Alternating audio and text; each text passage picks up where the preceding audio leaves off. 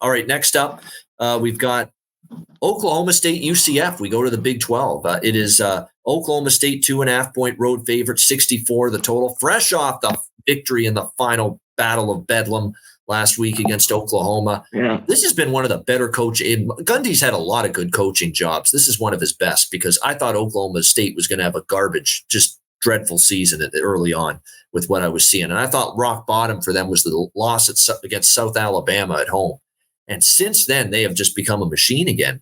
Alan Bowman and the offense, it's back to that old school Oklahoma State explosive up-tempo offense, putting up points in bunches. Defense it's not a shutdown defense, but they get timely stops. They force turnovers. They did that last week against Dylan Gabriel and Oklahoma to preserve that win. So it was a great win for Oklahoma State. They're on a roll. I don't want to step in front of them, and I'm not going to step in front of them, but this is not the spot I'd really want to back them either. They are, potential letdown spot. But again, this is kind of be careful with this stuff, with the letdown theory. That can't be your only reason to bet against a team. You got to have a tangible reason to like the other side. Because look what happened with Kansas and Iowa State last week. Everybody talking about, letdown spot for Kansas after they beat Oklahoma. Iowa State, Iowa State. Iowa State. Yeah. I said last week, I don't love it with Iowa State because I still think Kansas is the better team. And Kansas showed again last week they're the better team. And I feel this game is the same thing. Oklahoma State's they're the much better team. UCF didn't cover the closing number last week against Cincinnati, who are awful right now. And UCF life and death to win that game last week against the Bearcats. I was not impressed one bit by UCF last week. There's no way I want UCF. Letdown spot potential be damned. I will not be on UCF here. I don't think they're very good right now. They have a terrible defense. Oklahoma State could run amok, but it could do a significant damage against them.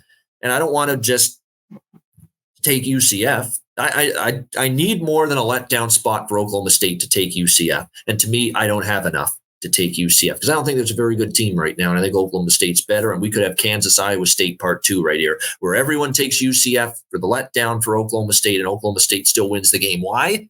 Because they're just the better team right now. What do you think? Yeah.